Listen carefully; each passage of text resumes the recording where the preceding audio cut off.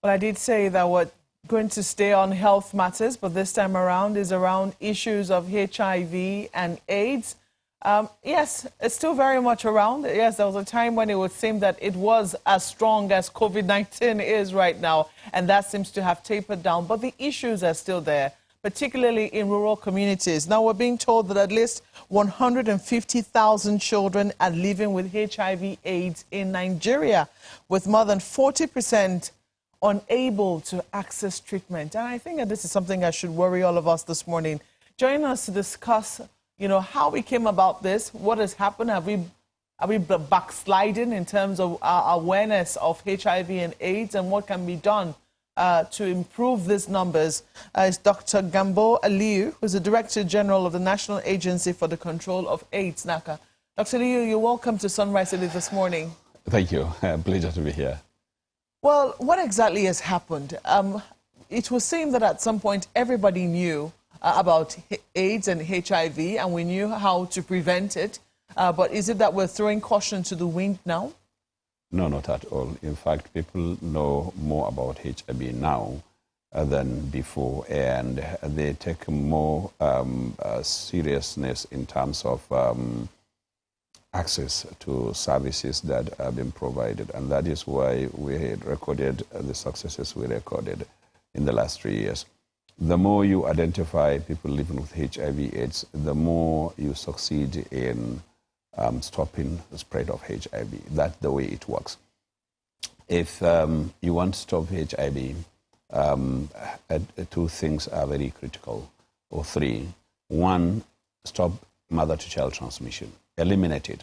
If you eliminate it, you will have a generation free of HIV.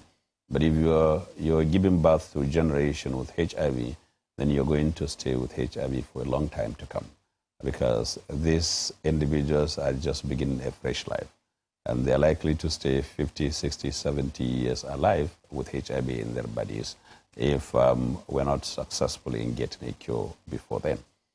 And apart from that, then key affected population that are at increased risk of acquiring the disease and also transmitting it because of the behavior that is associated with the business they do, like sex workers, like men who have sex with men, and injection drug users, and transgender. So these are people at higher risk of acquiring HIV, and they are the drivers of HIV in the community. And now you come to people that don't have access more, like the incarcerated individuals in the correction centers, adolescents and young persons, people that don't follow what we do on television, and they usually are not seen where we do our campaign, awareness campaign, and the rest of it. They are usually found around the social media networks and the rest of it.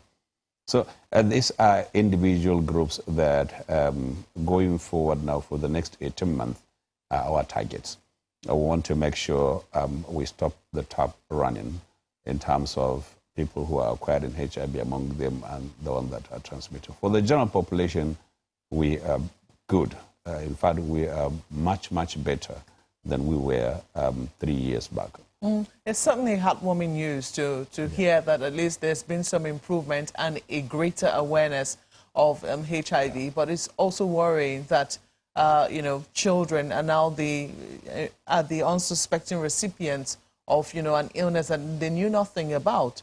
So how are we tackling that? I mean, because it would seem that a lot of where the problems are in rural areas where a lot of mothers do not have access to medical care before they give birth.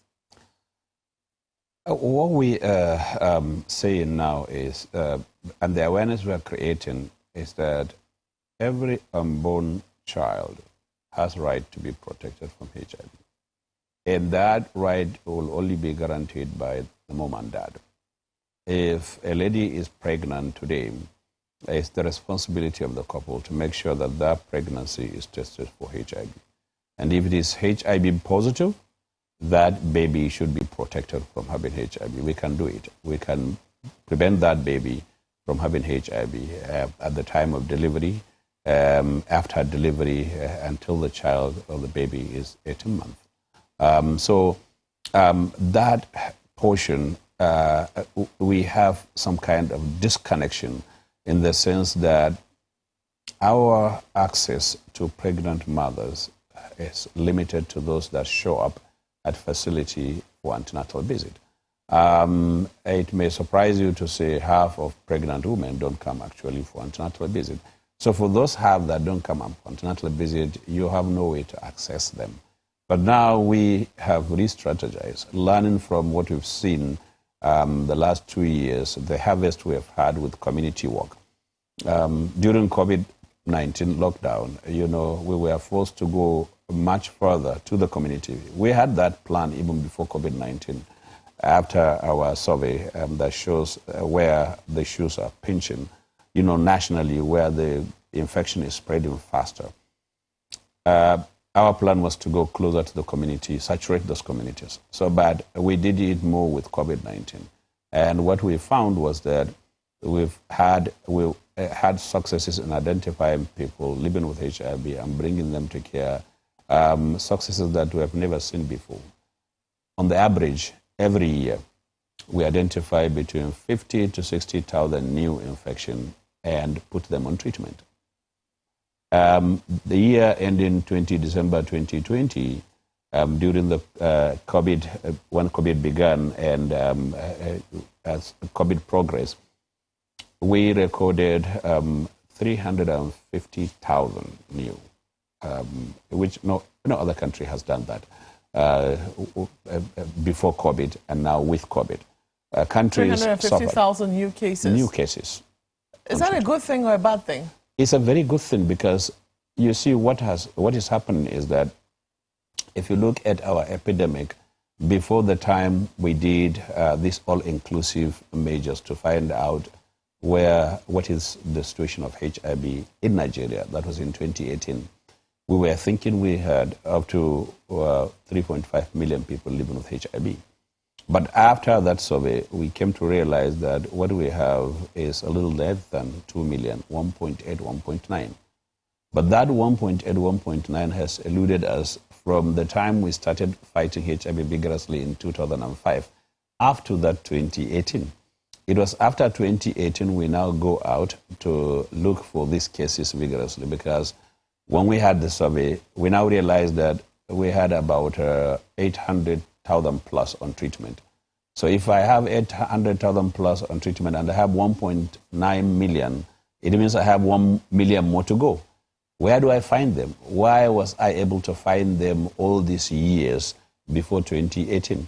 And now, immediately after 2018, when we started the community works and we intensified during COVID, we call it integrated services, we were able to identify these people because perhaps people feel uncomfortable to come to our facility to test for HIV. Mm-hmm. They may also feel uncomfortable to come and take this medication. So what we decided was, okay, so here is the HIV test at your door front.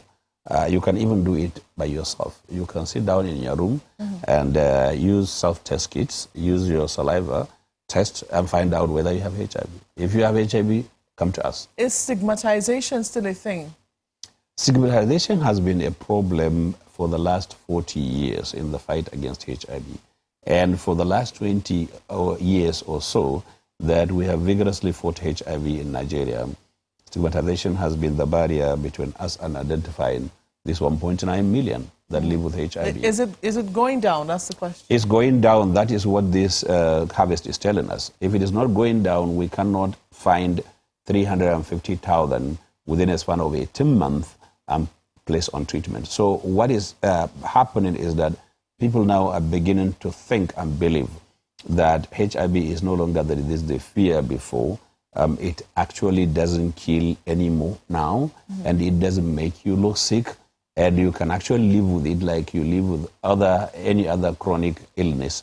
And people have been living with it now for 20 years, 30 years, and they don't look different from you and myself. What's the message on your T-shirt? Who is it for, which is the theme of this year? Who is it targeted to? And inequality and AIDS through sustainable financing. Okay, so these are these laggards.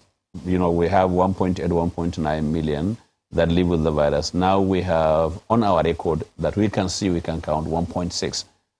Where are the balance of 200 to 300,000? No, I just want to know who it is targeted. Is that government or the people? These are the people that don't have access to our services by nature of their social behavior, men who have sex with men, female sex workers, transgender, injection drug users, mothers that are pregnant that we haven't found and we don't have access to. Yeah. So it's to everybody. I'm totally out of time, Dr. Ali. This message is to everybody then, I take it? It's not to everybody, but it's to particular population groups. And these are the population groups I'm listed in. Okay. Pregnant women. Okay. Yeah, key population, adolescents and young persons. Thank you so much for coming on this morning. Dr. Gambo Aliyu is the Director General, National Agency for the Control of AIDS, NACA. Thank you so much for the work that you do at NACA, and we certainly will keep tabs on the progress that we all make as a country. Thank you. My pleasure.